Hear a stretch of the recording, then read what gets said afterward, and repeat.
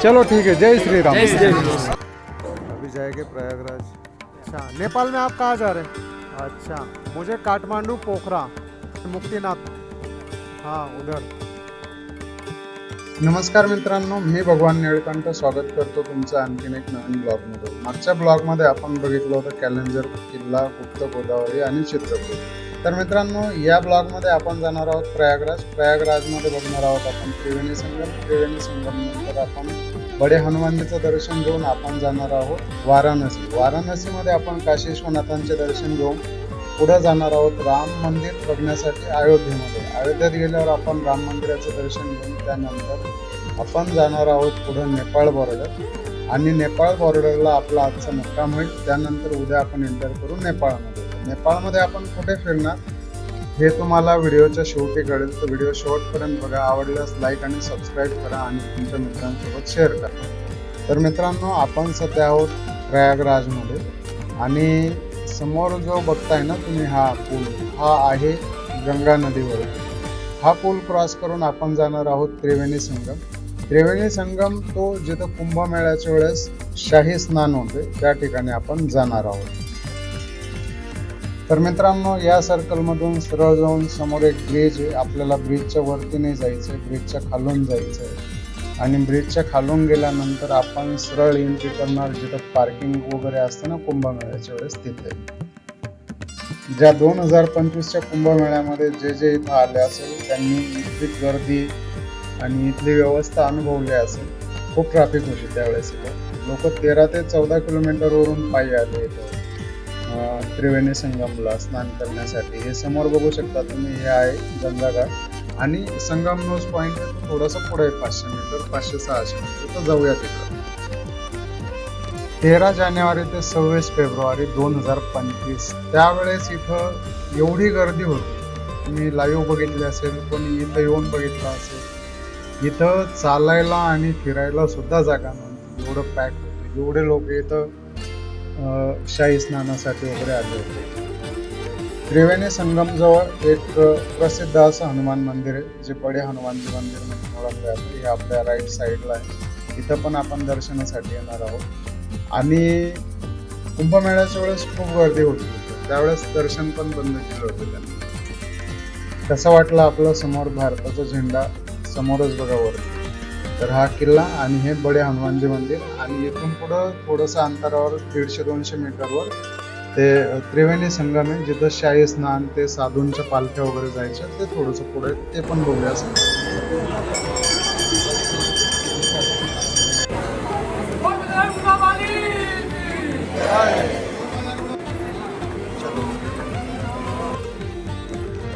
तर ह्याच रस्त्याने आपण सरळ जाऊ शकतो त्रिवेणी संगमावर आणि सर्व साधू संत कुंभमेळ्याच्या वेळेस ह्याच रोडचा वापर करतात। आणि इथं समोर संगम पॉइंट है, वो आगे वहाँ पे दो जल का दो अलग अलग कलर दिखता है। ये यमुना जी है और ये गंगा जी है। ये गंगा जी किधर से आती है? अच्छा, हरिद्वार ऋषिकेश से। और यमुना जी दिल्ली, आगरा, मथुरा होकर इधर आती है और यहाँ पे दोनों का संगम होता है। और जो साधु संत आते हैं नहाने के लिए वो सब इसी जगह पे आते हैं। प्रयागराज रेलवे स्टेशन 5 किलोमीटर है, एयरपोर्ट 18 किलोमीटर और भरद्वाज आश्रम 4 किलोमीटर है। आपण आता ज्या पुलावरून चाललोय ना, हा पूल आहे गंगा नदीवरती आणि या पुलाचं नाव आहे शास्त्री। आणि आपण आता त्रिवेणी संगम बघून आणि बडे हनुमानजी यांचं दर्शन घेऊन आपण चाललोय आता वाराणसी आणि वाराणसीमध्ये आपण आज काशी विश्वनाथांचे दर्शन घेणार आहोत। व्हिडिओ पूर्ण बघा। हे बघा प्रयागराजचं गेट किती सुंदर आहे, छान आहे। तर मित्रांनो, आपण पोहोचलोय आता बहादूरपूरमध्ये आणि इथून वाराणसी आहे 106 किलोमीटर।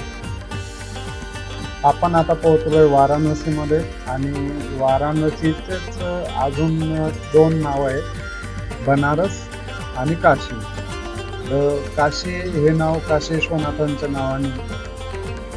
तर मित्रांनो, आपण पोहोचलोय हॉटेलला आणि इथं बुक केली आपण डोरमेट्री, कारण आपल्याला दर्शन करायचं आणि झोपायचं आहे आणि सकाळी लवकर निघायचं। त्यामुळं रूम वगैरे काही केले नाही, रूम बघितली होती, रूमचा रेंट इथं फार आहे 2500-3000, त्यामुळं त्यांच्याकडे डोरमेट्री अवेलेबल होती आपण डोरमेट्रीज केले, डोरमेट्रीचे पण खूप चार्जेस घेतले यांनी, 600 रुपये असे आहे डोरमेट्री, तर ठीक आहे. मित्रांनो आपण फ्रेश होऊन आलोय आता. हा जो रोड आहे हा दशाश्वमेध घाट आहे त्या साईडला जातोय, तर आपण जाऊया समोर आणि बघूया घाट वगैरे कसे आहे. मार्केट पण बघा दोन्ही साईडचं किती सुंदर आहे, लाइटिंग वगैरे अशी छान केली आहे, तर खूप भारी आहे. आणि आपल्या लेफ्ट साईडला आहे ते काशी विश्वनाथांचं मंदिर आहे. पण एकदा आपण जाऊया घाटावर. तर आपण आता पोहोचलोय घाटावर आणि समोर बघू शकता तुम्ही तिथे सुंदरसा असा व्ह्यू आहे. ते खाली आहे गंगा नदी आणि मध्ये बोट चालली बघा, एक दूर तिकडे दिसते. तर इथं ज्या बोट उभ्या आहे ह्या बोट मध्ये उभं राहून तुम्ही आरती समोरून बघू शकता लाईव्ह. आणि याचं तिकीट आहे पर पर्सन 200 रुपये आणि 400 रुपये. आता आपण बसलोय बोट मध्ये आणि तुम्ही बघू शकता बाहेरचा आणि हा बोटच्या आतला व्ह्यू आहे. खूप सारे लोक आहेत.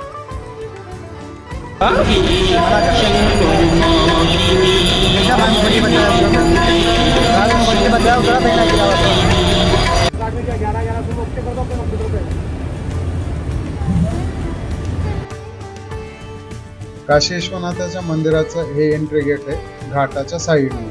इथून आपण स्नान वगैरे करून मंदिरात दर्शनासाठी जाऊ शकतो. काशीमध्ये 80 पेक्षा जास्त घाट आहे, पण त्यातील 4 प्रमुख घाट आहे. जे दशाश्वमेध घाट आहे तिथं गंगा आरती होते, आणि मणिकर्णिका घाट आहे तिथं अंतिम संस्कार होतात, जे आता तुम्ही समोर बघताय.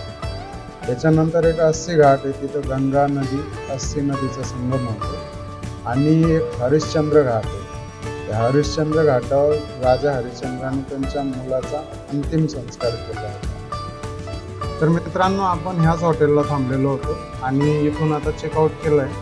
चेकआउट करून आपण आता निघतोय अयोध्येसाठी. तर निघूया.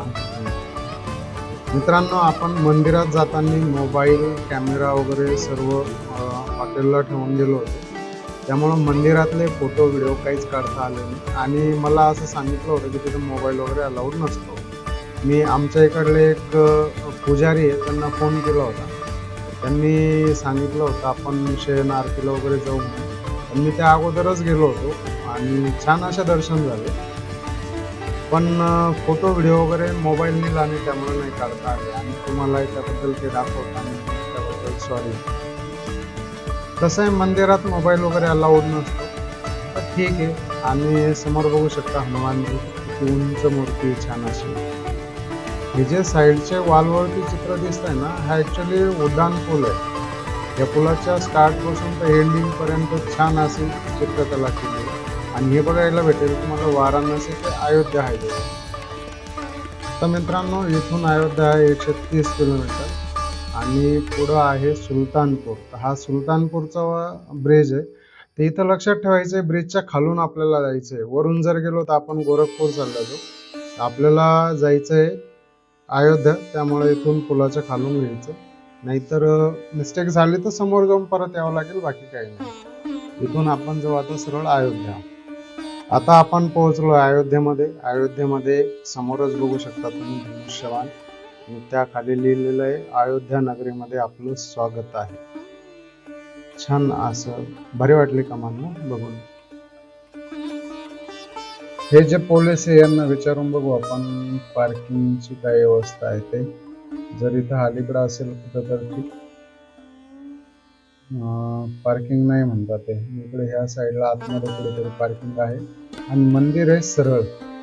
आपण मंदिराच्या जवळ जाऊन बघूया, इकडे जर असेल कुठं पार्किंग तर तिकडेच लावून टाकू बाईक आणि जाऊ दर्शन करायला राम मंदिरामध्ये.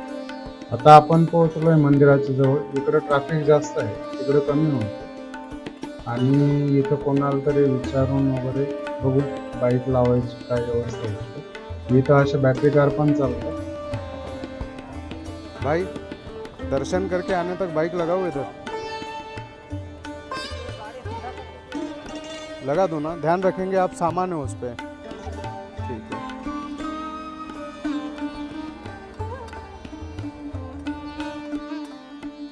तर मित्रांनो आपण आलोय मंदिरामध्ये दर्शन करण्यासाठी. हे मंदिराचं जिथून आपण एक्झिट करतो ते गेट आहे आणि एंट्री गेट पण थोडंसं पुढं आहे. तर आतमध्ये मोबाईल अलाउड नाही, त्यामुळे आतमधले काही फोटो वगैरे काढता नाही आले. पण हे बाहेरचं जे आहे तेवढं दाखवू शकतो बघा. तर तिकडे एक छोटंसं मंदिर दिसतंय तिकडे, पण खूप छान आणि सुंदर असं काम चालू आहे आतमध्ये. एकदम भव्य दिव्य मंदिर आहे. तुम्ही गेले नसेल तर जाऊन बघा, कारण जी मजा इथं येऊन बघण्यात आहे ना, ती मजा फोटोत व्हिडिओत नाहीये. पण असं नाही, ठीक आहे, जे नाही येऊ शकत त्यांच्यासाठी आपण हा एक प्रयत्न करतोय की ते घरी बसून पण दर्शन घेऊ शकता.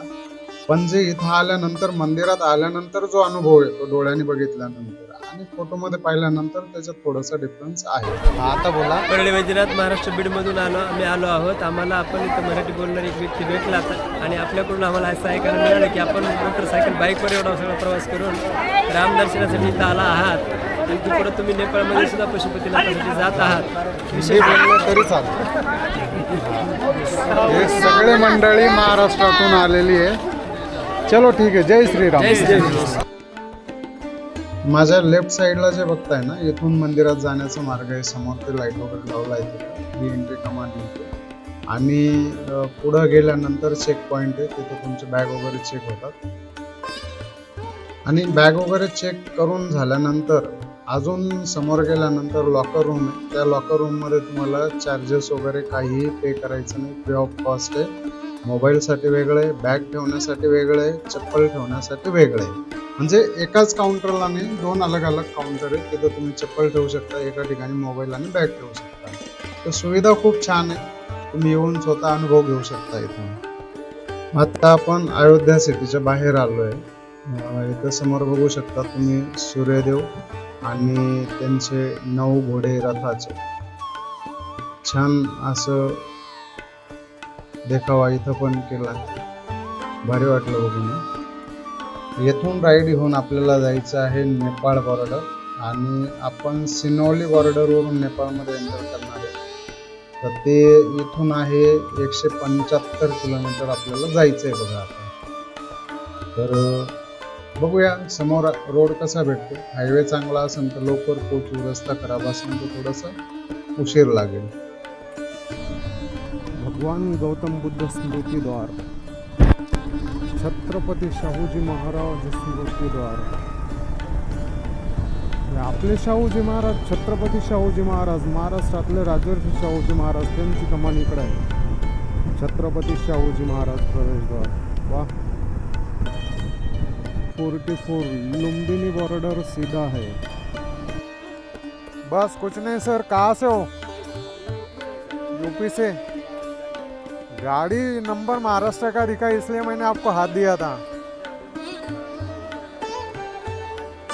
हाँ, अच्छा अच्छा. अभी मुझे जाना यूपी. आप नेपाल जा रहे हैं अभी? मुझे नेपाल जाना है. सोनोली बॉर्डर से. नहीं नहीं, मैं चलता हूँ आगे, लेकिन रास्ता सेफ है ना, कोई दिक्कत नहीं ना. तर मित्रांनो, आपण आता पोहोचलोय नेपाळ बॉर्डर आणि इथं आज स्टे करून आपण उद्या सकाळी नेपाळमध्ये एंट्री करू. आणि एंट्री केल्यानंतर आपण जाणार लुम्बिनी, जिथं गौतम बुद्धांचा जन्म झाला होता तिथं. तिथून आपण जाणार पोखरा. पोखरामधून जाणार आपण मुक्तिनाथ, जे की विष्णूजींचं मंदिर आहे. मुक्तिनाथ करून आपण पोखरा येणार. पोखरामधून काठमांडू. काठमांडूला पशुपतीनाथचं दर्शन करून आपण पुन्हा जिथं राम सीताचा स्वयंवर झाला होता तिथे येणार आणि तिथून आपण भारतामध्ये एंट्री करणार. असा आपला नेपाळचा प्लॅन आहे. नेपाळमध्ये अजून खूप सारे मंदिरं वगैरे आहे, जे की मी व्हिडिओमध्ये दाखवणार. त्याच्याबद्दल डिटेल यामध्ये नाही सांगितलं आहे, पण आहे. जर तुम्हाला व्हिडिओ आवडला असेल तर लाईक करा, चॅनलला सबस्क्राईब करा आणि तुमच्या मित्रांसोबत शेअर करा. धन्यवाद मित्रांनो व्हिडिओ बघितल्याबद्दल.